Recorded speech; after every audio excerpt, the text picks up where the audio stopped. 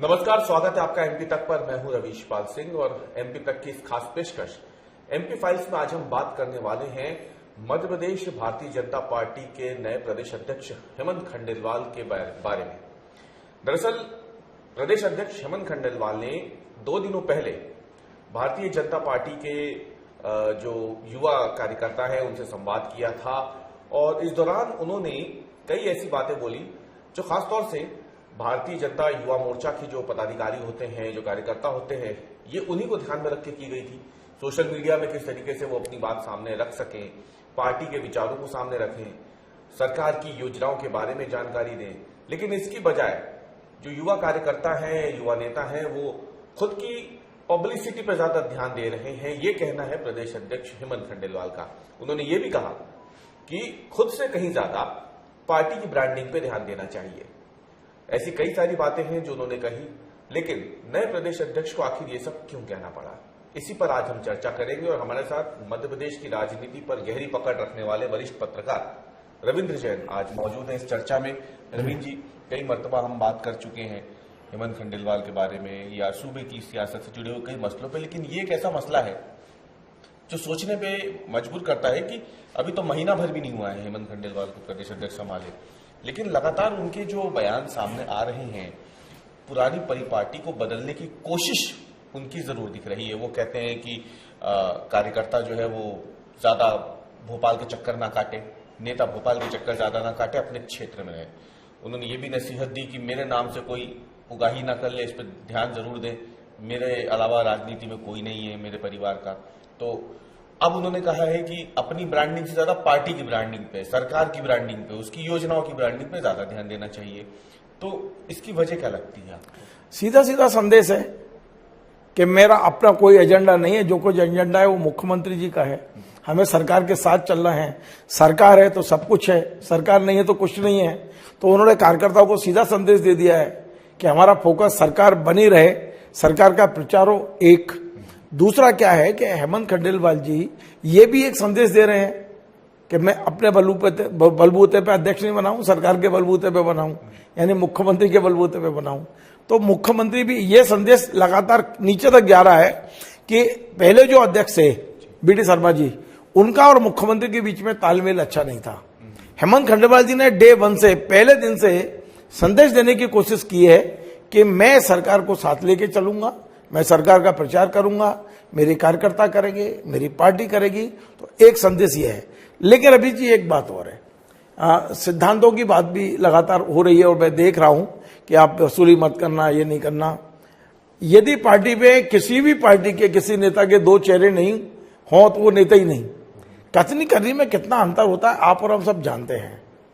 मैंने पिछले अध्यक्ष के भी भाषण सुने थे। एक बार प्रभात जी हमारे यहाँ अध्यक्ष रहे, प्रभात झा जी ने बाकायदा बयान दिया था कि 65 साल की उम्र होते ही मैं राजनीति से संन्यास ले लूंगा, 5 एकड़ जमीन खरीद लूंगा, 5 गाय पालूंगा, प्राइमरी स्कूल खोलूंगा। क्या हुआ था? कार्यकर्ताओं को कहने के लिए ही था ये। हालांकि वो मेरे बीच नहीं है, हमारे बड़े भाई के हैं, बड़ा सम्मान मैं करता हूं, लेकिन कितने नेता हैं जो कहते हैं उसका पालन करते हैं। तो प्रभात झा जी ने भी शायद पोस्टर को लेकर के, या फिर जहां तक मुझे हल्का सा याद है आपसे चर्चा हुई थी एक बार, तो आपने बताया भी था कि उन्होंने भी कहा था कि मेरे पोस्टर मत लगाएं। उन्होंने ये कहा था कि विनाइल जो है, जो पोस्टर छपते हैं, ये विनाइल प्रदूषण फैलाती है, इसलिए विनाइल लगाना बंद कर दीजिए। काफी मुहिम उन्होंने चलाई थी, लेकिन बाद में उन्हीं प्रभात झा का जब फोटो नहीं दिखता था तो वे नाराज हो जाते थे। तो ये हमने देखा है कि विनाइल का उन्होंने बहुत विरोध किया प्रदूषण को रोकने के लिए, लेकिन क्या वो रुका क्या आज तक? क्या प्रभात झा जी के फोटो लगना बंद हो गए? आज भी उनके यहाँ चले जाइए, उनके बंगले पे या कहीं भी, आज भी वो फोटो लगे और प्रभात जी के फोटो उसी विनाइल पे छपे हैं जिस विनाइल का वो विरोध करते थे। अच्छा, जैसे हम बात कर रहे हैं हेमंत खंडेलवाल की, तो इनका ये भी कहना है यहाँ पे कि जो पार्टी के पदाधिकारी हैं, पार्टी के कार्यकर्ता हैं, वो क्या कर रहे हैं उससे जनता को कोई लेना देना नहीं है, जब तक कि पार्टी के बारे में, पार्टी के सिद्धांत के बारे में, ये सरकार की योजनाओं के बारे में वो अपने सोशल मीडिया पे न डाले। तो क्या मध्य प्रदेश में भी ऐसे, क्योंकि माना तो यही जाता है कि मध्य प्रदेश में भाजपा का संगठन बड़ा मजबूत है, तमाम बड़े जो नेता आते हैं मध्य प्रदेश, भरी प्रधानमंत्री हों या गृह मंत्री हों, राष्ट्रीय अध्यक्ष हों, वो यहाँ के संगठन की तारीफ करके जाते हैं। उसके बावजूद भी क्या भारतीय जनता पार्टी का एक ऐसा मजबूत संगठन जो मध्य प्रदेश में माना जाता है देश भर में सबसे ज्यादा, वहां पर अभी भी क्या ऐसी स्थिति है कि कार्यकर्ता पार्टी से कहीं ज्यादा खुद को तवज्जो देते हैं सोशल मीडिया पर? दरअसल आपने देखा कि भारतीय जनता पार्टी में पिछले 4 साल में 5 लाख 4 लाख कार्यकर्ता नए आए हैं, दूसरे दलों से आए हैं। इसलिए ये जो खतरा वो देखते हैं हेमंत खंडेलवाल जी या पार्टी के नेतृत्व, उस खतरे से निपटने के लिए ये बयान दिए जाते हैं, क्योंकि बहुत बड़ी संख्या में कांग्रेस से और दूसरे दलों से बीजेपी के अंदर आए हैं। बीजेपी का जो मूल कार्यकर्ता है उसे कुछ सिखाने की जरूरत नहीं है, वो तो सीखा सिखाया है। उस पर तो केवल जो कुछ नए आए हैं या नई उम्र के उनको बताना पड़ता है। लेकिन आप देखिए कितने नेता, कितने विधायक, सांसद दूसरे पार्टी से आके बने हैं, उनके ब्लड में, उनके डीएनए में तो कांग्रेस है, कांग्रेस की संस्कृति है, तो उनके लिए भी ये सब करना पड़ता है। लेकिन मैं फिर ये कहूंगा कि खंडेलवाल जी जो अभी कह रहे हैं वो पूरी तरह से एक संदेश है कार्यकर्ताओं को कि मैं हेमंत खंडेलवाल कुछ नहीं हूं, मुझे मुख्यमंत्री जी और सबने मिलकर बनाया है और इसलिए हमें मुख्यमंत्री जी और सरकार को साथ लेके चलना है। एक संदेश और नीचे से ऊपर तक पार्टी कार्यकर्ताओं को बंद कमरे में, खुले कमरे में दिया जा रहा है कि भैया सरकार है तो सब कुछ है, सरकार चली गई तो फिर आप समझ लीजिए। तो एक फोकस है सरकार के ऊपर कि सरकार की अच्छाइयों का गुणगान करें, मतदाताओं को जोड़ के रखें, बूथ को मजबूत करें। ये सारी चीजें एक एक्सरसाइज है इस बीजेपी की जो लगातार चल रही है और हेमंत खंडेलवाल जी उस लाइन को आगे बढ़ा रहे हैं। मतलब हम ये माने रविंद्र जी की जो राजनीतिक गलियारों में चर्चा चल रही थी कि भारतीय जनता पार्टी एक ऐसा प्रदेश अध्यक्ष चुन रही है जो सत्ता और संगठन को साथ में लेकर के चले, सत्ता और संगठन आपस में एक साथ मिलकर के चले, एक दूसरे की काट ना करें, तभी मध्य प्रदेश में अगला चुनाव जो है वो भाजपा के लिए थोड़ा और आसान हो जाएगा। क्योंकि पिछला उनका अनुभव जो है आला कमान का वो बहुत ज्यादा अच्छा नहीं रहा था।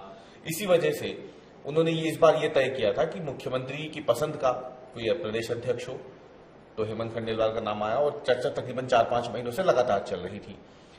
इन बातों से लगभग जो आप कह रहे हैं उससे तो इसी बात को बल मिल रहा है कि कहीं ना कहीं मुख्यमंत्री की पसंद का ध्यान भाजपा ने रखा और अब प्रदेश अध्यक्ष के तौर पे हेमंत खंडेलवाल कर्ज उतार रहे हैं।